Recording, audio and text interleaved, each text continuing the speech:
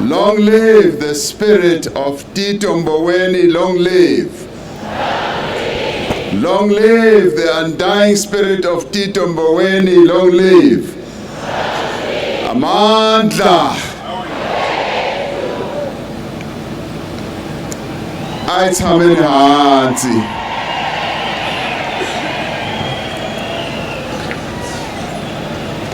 Program directors, the Mboweni family, his 3 sons, his other relatives, as well as a young Mboweni member who I just gained as a friend. As I came in, a young, good-looking young man of 8 years old decided that he would like to sit next to me. And his name is Fifi Mboweni. Tito Mboweni is one of his grandsons.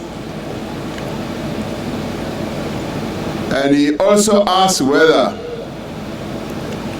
in my eulogy, whether I would mention his name. Fifi, I've now fulfilled my promise to you by mentioning your name, so everybody knows that you exist. Former President Thabo Mbeki, former Deputy President David Mabuza, Speaker of our National Assembly Togo Tidiza, Premier of our province in Limpopo, Popira Matuba, and the Premier of Mpumalanga, Mandla Ndlovu, Judge President Patudi, the Judge President of Judiciary in Limpopo, Governor of the Reserve Bank, Lesija Khanyago, Commissioner of South African Reserve Services, Edward Kisvetter, ministers and deputy ministers, former ministers and former deputy governor of the Reserve Bank, the leadership of the African National Congress, represented here by the National Chairperson Gwede Mantashe, the Secretary General Figile Mbalula, the First Deputy Secretary General Nomvula Mukonyane, the ANC Provincial Secretary of Limpopo, Vamsanda Bomadaje, religious leaders who are here present, traditional leaders and leaders of various political parties and unions. Julius Malema is also here. I single him out.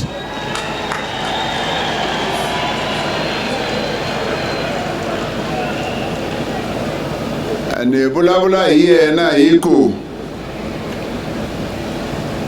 iwa mune la ya parliament uze abulabula swa kahle nyana imina nkarukwa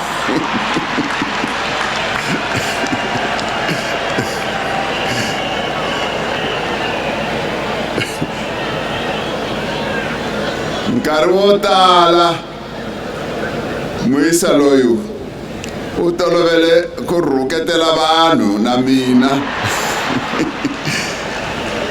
mara nkarhi loyu hayi u vulavule kahle swinene a ni khensa ku ri no president a ku khensa ku ri u tlo fa Comrade Tito Mboweni an official funeral category 2 arau wara leboga lena beke mo leboga sello malema. The leadership of the Alliance who are here present and the democratic movement, members of the business community, comrades and friends. We are all gathered here to bid farewell to one of the most illustrious sons of our motherland, South Africa. Our hearts are heavy because of this great loss that we have all suffered. But we are also here to celebrate a life well led, a life that is replete with many lessons that we can learn a lot from.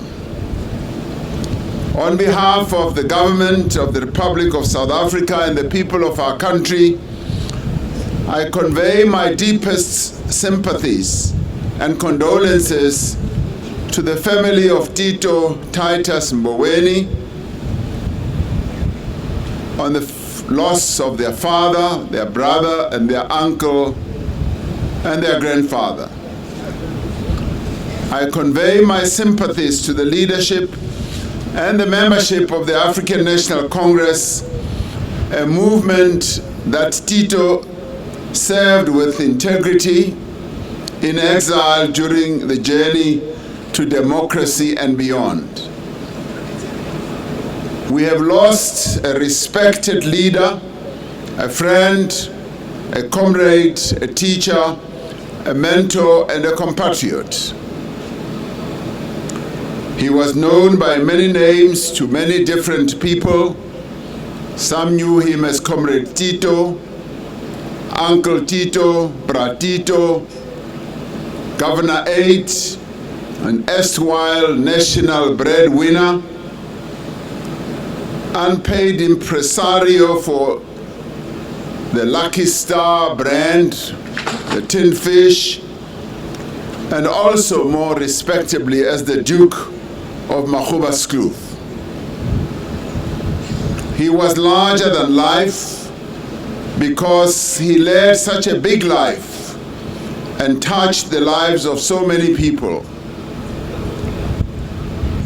Tito Mboweni fraternized with heads of states and government, such as presidents and prime minister. He was on first name terms with central bankers from all over the world. He was respected by leading economists, titans of business, labor leaders, and ordinary people in our country. Yet, despite his stature and despite his profile, he never lost the common touch. He had a gift to connect with people. He understood people, and he had a way to make people feel special and make them have a sense that they mattered. Governor 8 could relate to people from all walks of life. He was an empathetic man. He valued character over pedigree, and he was not a cynical person. He looked for the good in each person and usually found it. But at the same time, he was a person who did not suffer fools lightly or easily. Tito taught us that public service is noble and necessary, that one can serve the people of his country with integrity and hold true the important values like faith and family. He strongly believed that it was important to give back to the community and the country in which one lived. He recognized that serving others enriched the servant's soul. To me, he was the shining star that shined brightest in a maze of a dark period in the life of our country, a dark period we call state capture. He had already left public service when I knocked on his door asking him to return to public service as a Minister of Finance. I just said to him, Comrade Tito, your country needs you to do another tour of service. He agonized about giving up the material value he was building for himself and his family, but after a while, he came through for the people of South Africa and agreed to serve as Minister of Finance. That showed me that we were dealing here with a true patriot. Memory and truth are great virtues. The memories that people have shared of Comrade Tito over the last few days tell us much about his personality and the relationships that he formed with them. Some of the finest tributes have come from our nation's journalists. We hear of a senior minister who was always accessible, who pored over every detail in their stories, and who challenged and sparred with them. We remember how he would dramatically bring a potted alu forex plant to his budget speeches to illustrate his approach to fiscal discipline as he was delivering his budget. Through the alu forex plant, he sought to illustrate that, like our country, this plant survives and thrives when times are tough. We continue to admire how he always sought to demystify matters of the economy for our citizens. He insisted that government must communicate with the people and on how the economy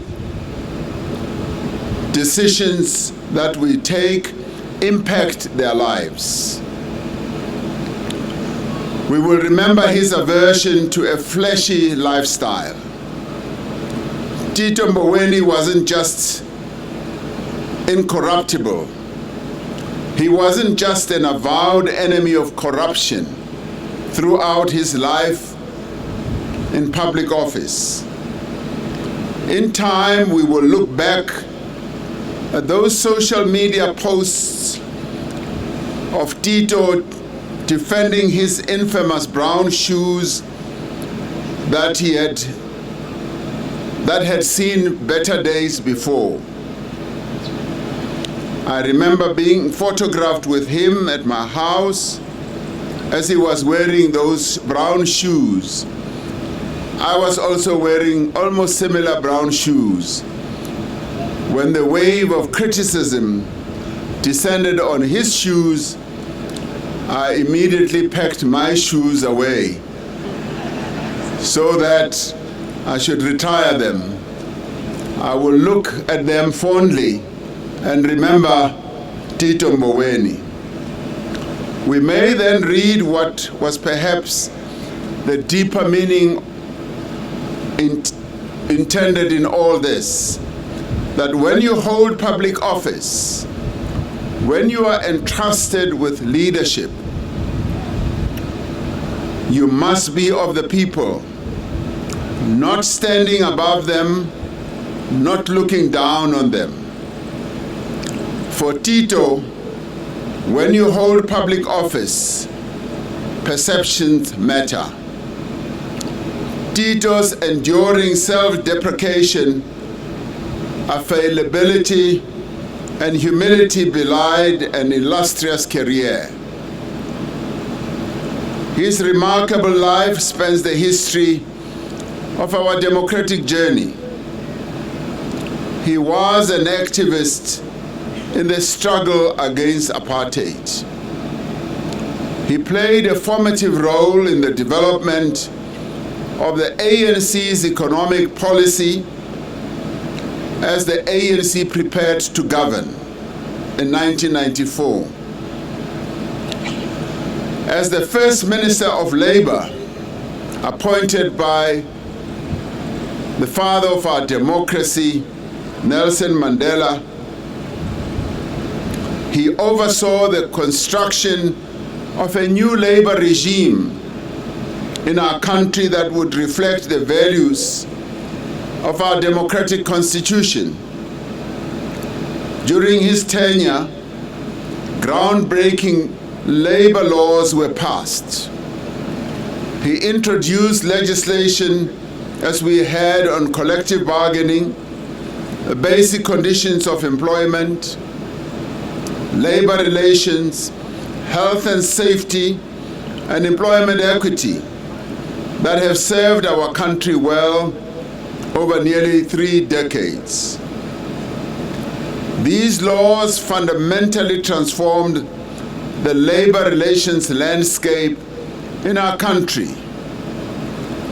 and almost completely relegated apartheid labor laws to the dustbin of history. These laws restored dignity to workers of this country that had been denied them for centuries. He then became the first governor, a black governor of the South African Reserve Bank. He oversaw the modernization of our central bank. He introduced inflation targeting and convened the bank's first monetary policy committee meetings. And to keep the citizens of our country abreast on economic policy matters, he introduced a televised monetary policy statement presentation, which Governor Leseja Kganyago continues with to this day.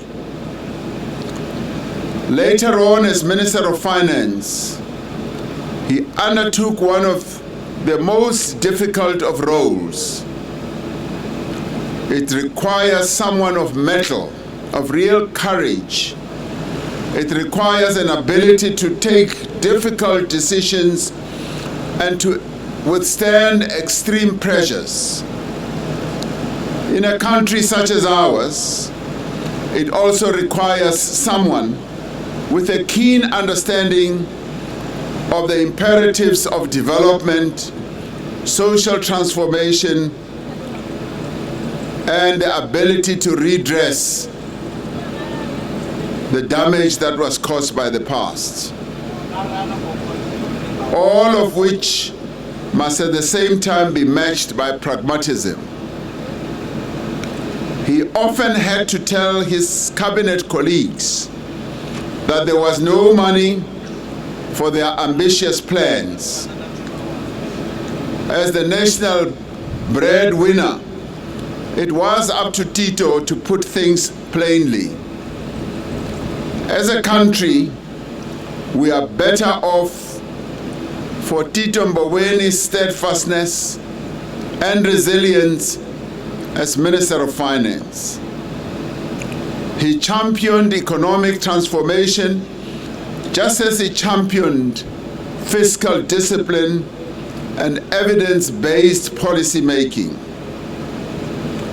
Through his leadership, the National Treasury steered our economic difficult path through an extremely difficult period. He became finance minister when the country was emerging from the era of state capture and as the country had to confront a devastating global pandemic. With him at the helm, the National Treasury set itself on a collaborative course with the rest of government to restore policy and regulatory certainty. This would culminate in the establishment of Operation Vulindlela, a joint initiative of the Presidency and National Treasury to speed up the structural reform process that our country so needed, particularly following the years of state capture. Since it was established, the reforms driven through Operation Vulindlela have made considerable headway towards resolving many challenges in our economy. What many will remember, but perhaps others do not know, is that Tito was instrumental in developing the strategy underpinning the reforms we needed to embark upon in our network industries. His initiatives and insights continue to have a very real and material impact on our economy as well as the lives of ordinary South Africans. It is gratifying that Tito got to see the impact of the hard work that he put in during his lifetime. But I would argue that he left us a bit too early before the reforms that we have embarked upon gain full traction and lead to a growth in our economy, inclusive growth that should create more jobs, reduce poverty, and eliminate inequality. He got to see how the lives and conditions of workers were improved. He was able to see how safeguarding the independence and the mandate of the South African Reserve Bank works. And he was also able to see how reinforcing good and prudent transformational fiscal policy can be of benefit to our country. On initiating far-reaching structural reforms, the Bureau of Economic Research, which Tito often collaborated with in Stellenbosch University, has said it is difficult to think of any other economic policymaker who has left such an enduring legacy. Tito Mboweni was particularly popular with the younger generation, and we had two of them speaking here on this platform. Who but Uncle Tito could have a chart-topping rap song titled with his name? Who but the Duke of Makhuba Skloof could share tips with 1.5 million followers on the best curry powder to cook a chicken with or fish with and impart economic education at the same time? Botala abahleketa kuri Tito Mboweni loko akomba vanhu kuri Lucky Star ingaswekwa kanjani, abahleketa kuri wa penga mara a dyondza vanhu vo tala kuri economy ifamba njhani. Our younger generation, many of his social media followers, have a delightful phrase, understanding the assignment. Loosely deciphered, it means knowing what must be done and doing it well. Comrade Tito and I shared a deep passion, which many people may not know about, for trout fly fishing and would spend a considerable amount of time talking about the skill of casting a line on the water to catch a brown trout and compare that to prudent macroeconomic policy management. I'm glad to hear from his sons that he has also taught them how to fly fish. But I kept fearing that on budget day, he would bring a dead trout fish to the National Assembly and talk about it. I'm glad that he never did. To the Mboweni family, you are all having to deal with the raw heartache from his death. But we want you to know that we are all feeling the pain together with you. Tito's departure has left a void in our hearts. We know that your grief of loss is so overwhelming, but I cannot refrain from offering you the consolation that our nation gives when it expresses gratitude in the manner that many of us have expressed our gratitude to what Tito meant to the people of South Africa as he served them diligently.